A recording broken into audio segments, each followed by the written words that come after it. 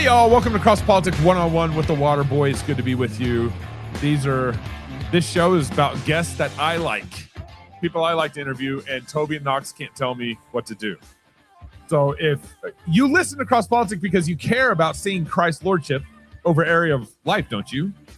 Including the civil realm. But establishing righteousness and righteous laws in a just society requires resources. That's where Dominion Wealth Strategies comes in.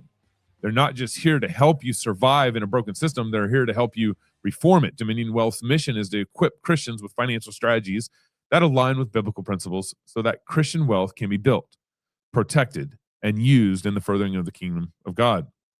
Budgeting, saving, debt management, insurance, legacy planning, and more. Dominion Wealth is about giving Christians the tools to take Dominion mandate seriously.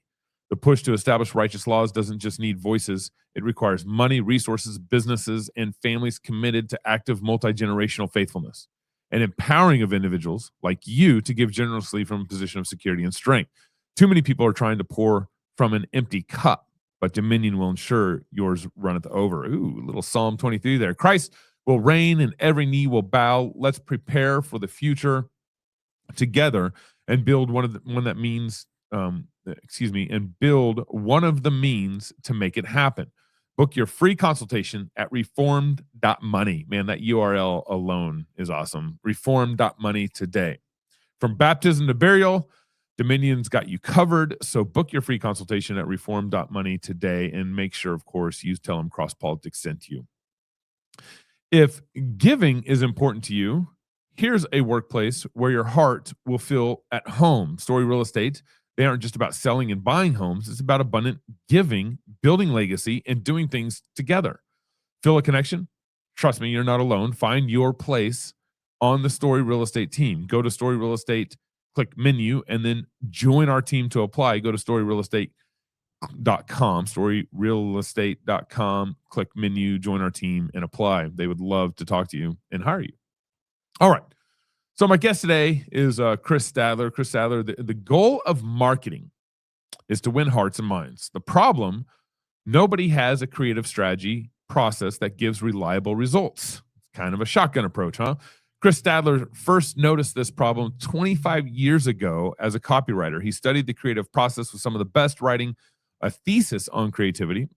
Interesting. I'd like to read that. Taught the process for 4 years at the University of Oregon. So I lived in Eugene, Oregon for 1 year. My parents lived there for 10 years, but that's the hometown of University of Oregon. So Chris was there, actually taught school there, then used it in his career as a brand manager, director of marketing, and then CEO of a brand agency. Stadler's goal is to help design beautiful campaigns and beautiful teams for beautiful businesses. A lot of beauty there. Sounds like you almost sound like Trump. It's beautiful. It's just beautiful. Through teaching, consulting, and executing. So Chris, welcome to CrossPolitic One-on-One. Thanks so much for having me, man. First, I have to make a correction. I put CEO in there. I was the COO, which I actually think is cooler. So I want to make that correction. Yeah. COO. Who was that? What company was that with? If you that was with Resound, resoundcreative.com. They're awesome. Nice. Yeah. Nice. Bunch of believers. Tempe. Well, actually, they moved their offices, but solid Christian, bunch of Christians. They're doing it right. Super. Yeah. Yeah. Well, thanks for coming on the show. And you're actually located in southern Idaho, which is actually a different state from northern Idaho. We're actually two different states. Yeah. People are always like, hey, did you go to Moscow? And I'm like, yeah, that's like 7.5 hours away. Yeah. So I'm looking for an excuse. There's no straight drive there because there's mountains between me and Chris. If there's a straight drive, it'd probably be like a 4 hour drive? Maybe? I bet. Yeah. Something like that. Yeah. But you got to get to where Chris is at. I got to go all the way down to Boise and then kind of around over to or like almost to Montana the other way and go up top. Yeah. You know, I was just talking. I met a guest visiting our church last Sunday, and he was from Nebraska. Him and his family, they came out here for one of our graduations and everything. And him and his family on their way out here, they drove out here and they went to Yellowstone. And it's so funny. You're closer than I am, but I'm about 5 hours from Yellowstone. I've never taken my family there. And I'm like 4 hours. Okay. Yeah. Have you ever taken your family there? My family has been there. Okay. But I Good haven't on you. been there. Yeah. Oh, you haven't? Your family has, but you haven't. Oh, I know. We gotta make up. It's do something sad. there. Yeah. All right, brother. So you're you started your own creative agency. Why don't we just kind of start with, what does your company do, who you are, and just kind of introduce yourself and your company to our audience. Yeah.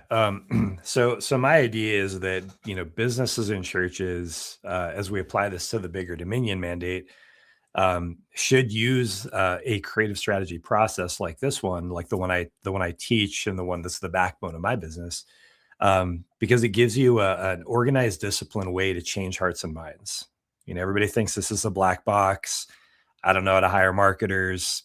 Marketers don't have a process a lot of times. Uh-huh. They may be good at something, and they're just not thinking about, what are we selling? Who's it for? Why does it matter to them? And they're not digging deep into that process to really find the good stuff. Yeah. And so your company, is your website just chrisstadler.com? Is that chrisstadler.com? Yep. Yeah, your agency. And now you taught at University of Oregon. Mm-hmm. Did you graduate from University of Oregon? I'm such a duck, man. Yeah. So I did undergrad there. Went to University of Iowa for a year as an employee at the engineering school. Okay. Came back for grad school. Taught for 4 years after grad school. Okay. But yeah, I wrote my thesis on the creative process because I saw the same problem solving you do in engineering. It's exactly the same process as creative. It's just, it's really interesting. Yeah. Did you, I'm just trying to figure out when I moved there in 97. I was there for 1 year. My parents ended up leaving, I think in 2007. Did we overlap at all? So you were there in 97? Yeah. But my parents left in 2007. So did you overlap at that time? I was in probably Roseburg in 97. Yeah. Oh, so like an hour south of you. Yeah. Oh yeah. Yeah. No way. Did you grow up in the area? No. So I was an Army brat. So I was like Arizona, Panama, graduated high school in Panama, and then little Southern Cal, little Georgia. Yeah. And then back to Oregon for where God had my wife waiting for me. Yeah. Well, let's kind of talk about what's important to our listeners instead of me trying to figure out our history and overlap there. But okay, so what is you did a thesis on the creative process. You taught at University of Oregon. What years were you teaching at University of Oregon on this process? 2011 to 2015, I think, something like that. Okay. And then the creative process you developed, let's walk through that. I assume there's it's a step process. I'm assuming it's kind of a logical process that you developed, and that we can kind of outline what that process is like. Yeah. So maybe I'll start with the why again, because I have this quote from Seth Godin, which I shared with the BMN call on that quarterly call. Yeah, that was awesome. So the quote is, the reason it seems that price is all your customers care about is that you haven't given them anything else to care about. Yeah. And so you end up with, when you don't differentiate, when people don't know why you're different, which is, by the way, huge privilege, right? To be able to stand for something, to have a company where you develop this culture that actually means something and serves people in a particularly useful way. Man, that's amazing. That's a gift from God. And so, but we don't develop that, or we don't have faith in it.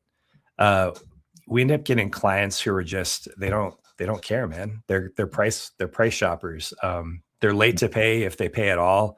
Yeah. They treat you like a commodity. They're going to jump ship as soon as, some better looking comes along, and then they want all your time and energy. Mm-hmm.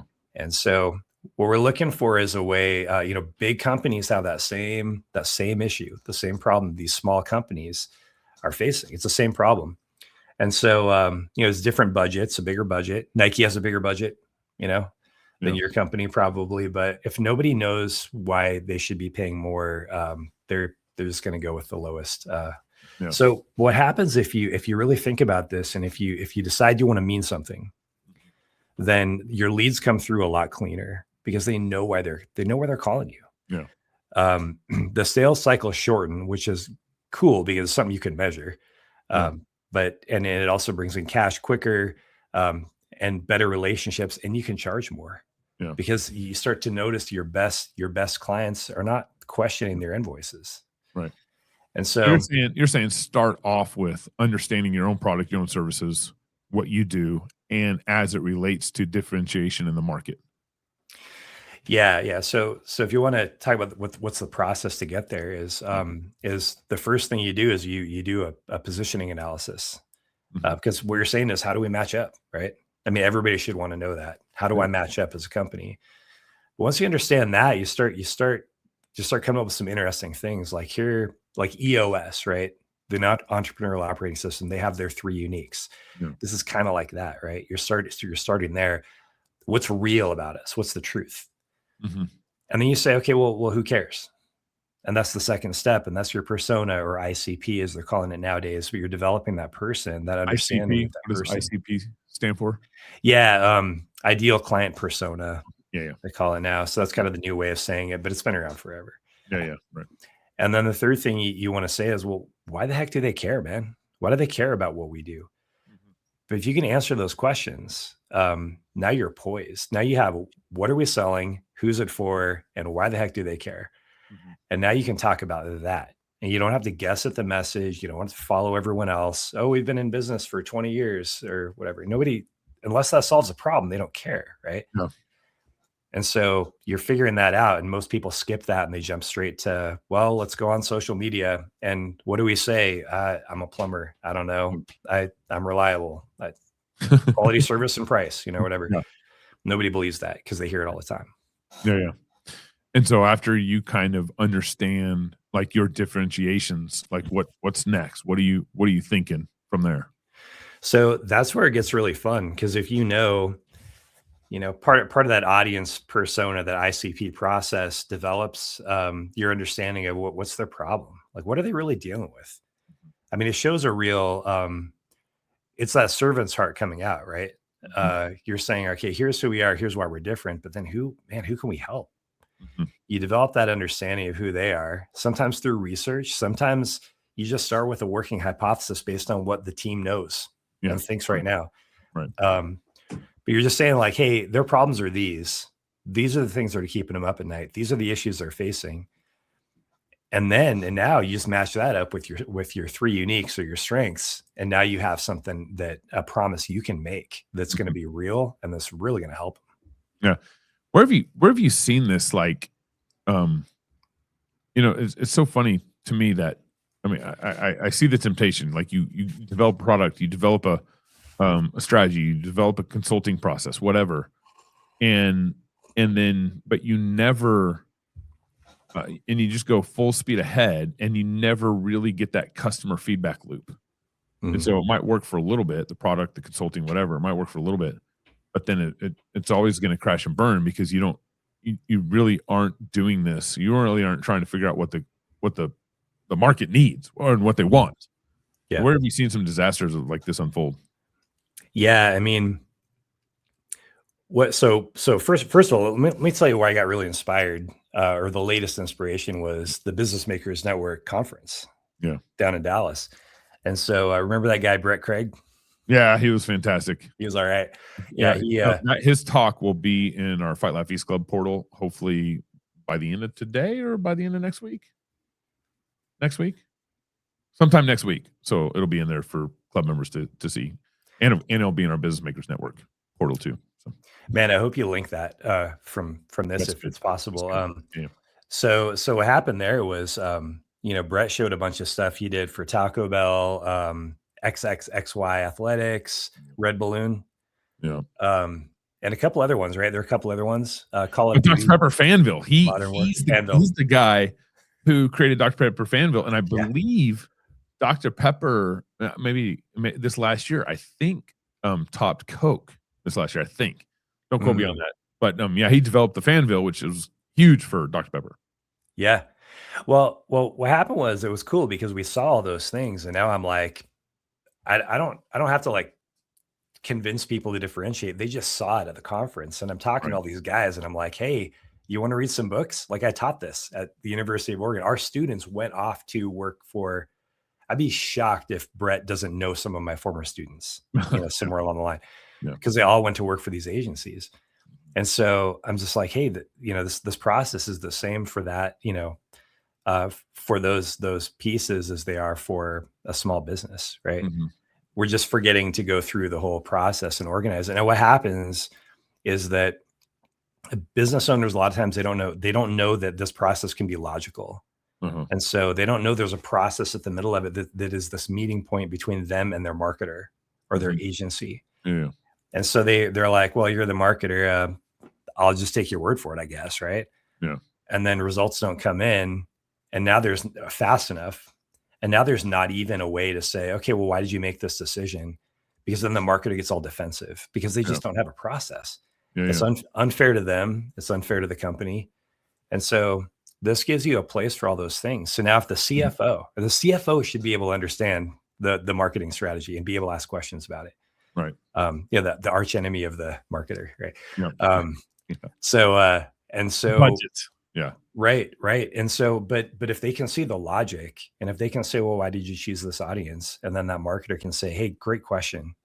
Let's look at how we arrived at that. And I can show you my work because there's a place for that. There's a place for all this work. Right. And so now there's a lot more faith in the organization. And here's what else it does. Normally companies they don't know what to focus on. So they're like, well, let's just look at the numbers, how many visits our website had.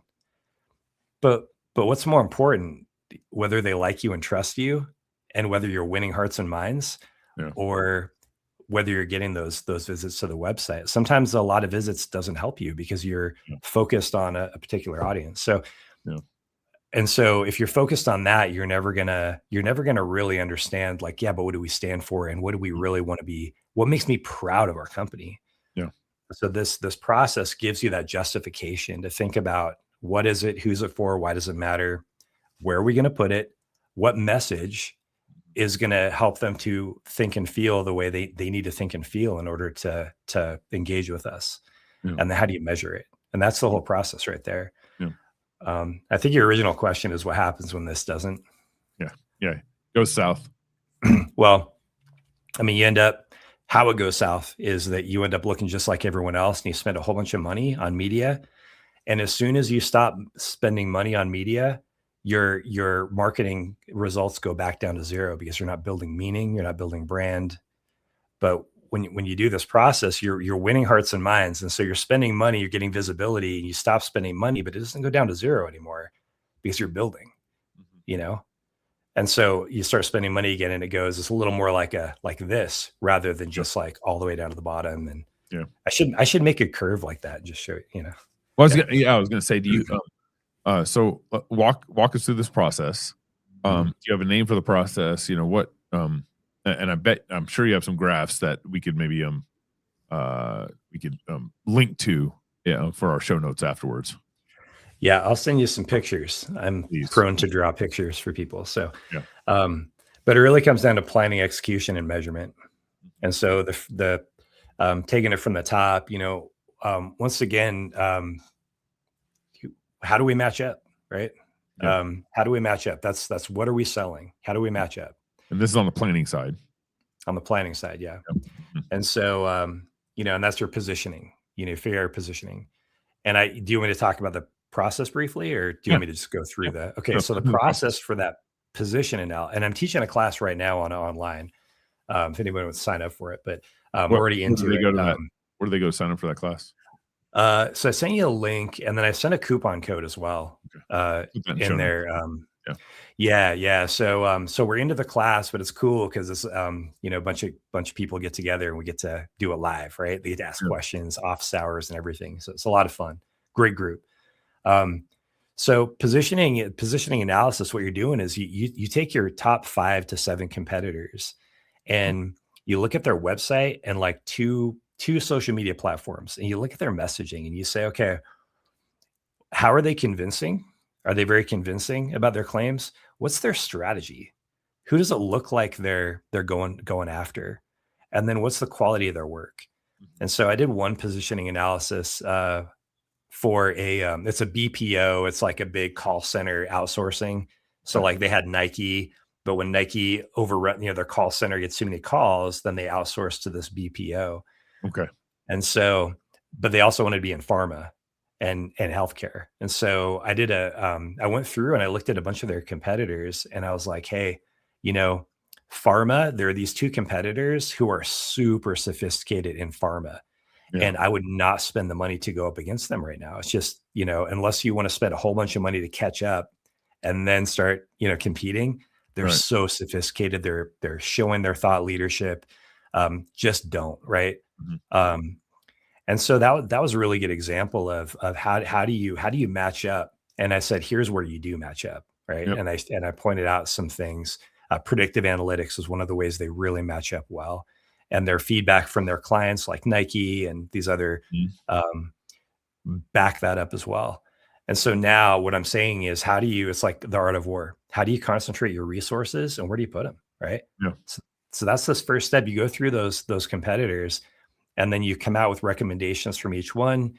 You summarize, you end up with your top three, your three uniques, and then a little executive summary at the top. And now you have your report. You can show your work. Right. That's the positioning analysis. Yeah. Now step two. Step two, target audience recommendation. So what you want to do is internally, you want to talk with your internal team and create that working hypothesis and say, okay, here's who we think our audience is. Now you can do a bunch of research, but I'm going to pretend like we don't have that budget right now.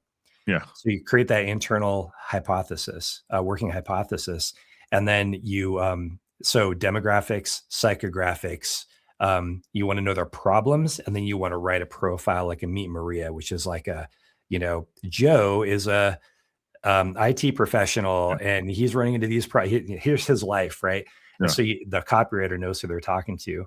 That does two things. Demographics is the language of media buying, right? So when you do your media planning, you want those demographics. Your copywriters and creatives are going to want to know that profile. They're going to want to know who that person is. Oh yeah, that's like my uncle so-and-so, right? Right. And so now they're writing to their uncle, and that's going to be some fresh, good writing. So that's why you want that. The next thing you do with that is you go through and you say, okay, what assumptions are we not so sure about? Like we'll go with it for now, but what are we not so sure about? And then you take those top three and then you say, okay, we're either going to test that with media. Like we're just going to go ahead and make the campaign and put it out there. And then we're going to see who responds, like what age group demographic. We might split test it between two age groups, for instance. Right. So you can do it that way, or you can go out and start talking to people and just say a survey, qualitative, where you line some people up, you talk to them, you write a little report on it. Yeah. The thing I like about this is, you want to keep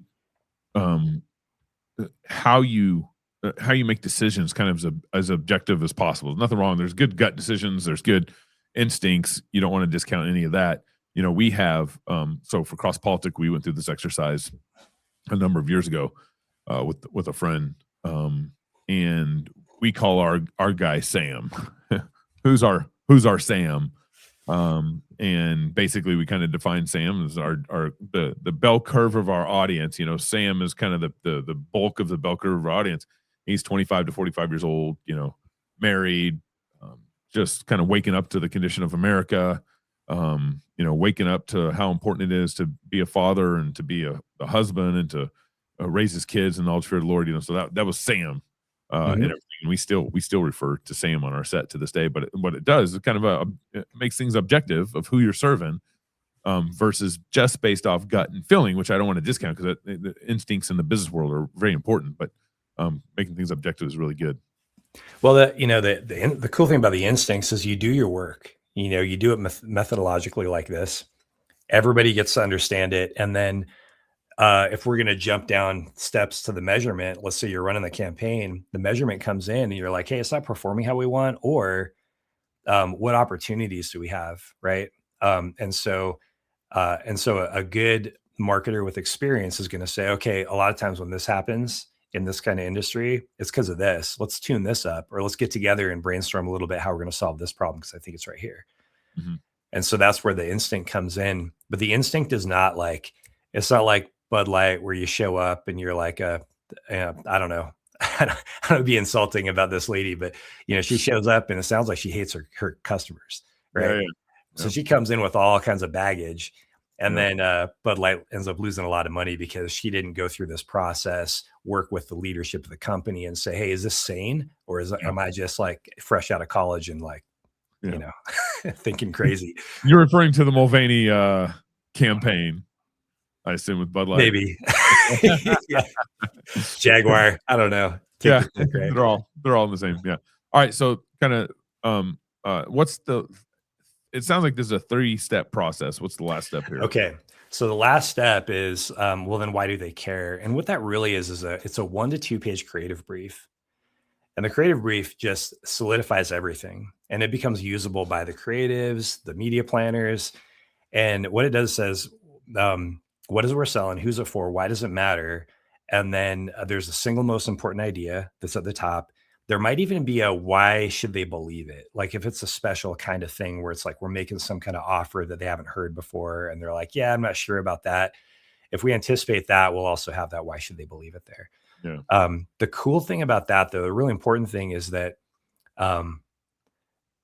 20 pages, there's a lot of ambiguity that can hide in a detailed, well-researched creative brief. But what it does is it forces you to be brief and direct. And a copywriter coming into it, they're not going to want to read 20 pages. They're not going to remember it. Nobody is. It's a cop-out. And so if you can get that down, you're looking for 1 to 2 pages of creative brief. And so that you can see contradictions, you can see things that are unclear. And now the copywriter or the creatives can now ask that strategist or that marketing person, hey, I don't quite understand this, or I'm not quite buying this. Is this really true? And then that strategist, goes back to the drawing board just a little bit, makes some fixes, brings it back to the creatives and says, hey, does this make sense? The client can review it. The company leadership can review it. Everybody can review it. It's in English. It's not fancy, right? Yeah. Again, like keeping everything as objective as possible also allows you to bring your sales team and get behind the marketing and direction you're going. Your C-suite team get behind the direction that you're trying to go. I've done various consulting with a broad base of companies over the last 10 years. Yeah. And I can't remember if I've told you this before, but like I almost always walk out of those companies, because I have to look at the leadership structure. I have to look because whether I'm doing whatever kind of consulting I'm doing, I need to understand the whole company and dynamics and what's going on. So I always look at the leadership structure, look at the staff, look at the team, look at who's doing what. And I almost always walk out of those companies thinking, you need to fire your HR department and you need to fire your marketing department. It's almost a universal problem. The HR department, usually you got to fire them because they're hiring dumb people, or that's how woke policies get into a company, or that's how a company kind of loses its Christianity through HR. Right. But the marketing department, usually I walk out and say you need to fire the marketing department is because they don't take risk. They don't, no one understands the vision of why they're doing what they're doing. Yep. And it's if anything, any department in your company that should be taking risk, it should be the marketing department. That's their whole goal is to define a market. The whole goal is to sift through. That's not our market. This is our market. That's not our market. This is our, so all your messaging is actually the kind of messaging that's going to get to the target market of your audience. Like Dr. Pepper Fanville, or Brett Craig walked us through Taco Bell. Yep. And trying to get into the breakfast market and compete against McDonald's. And they went right at McDonald's. It was very risky what they did. They went right at McDonald's and said, basically, they're creating a better breakfast. It's not a communist style socialistic breakfast.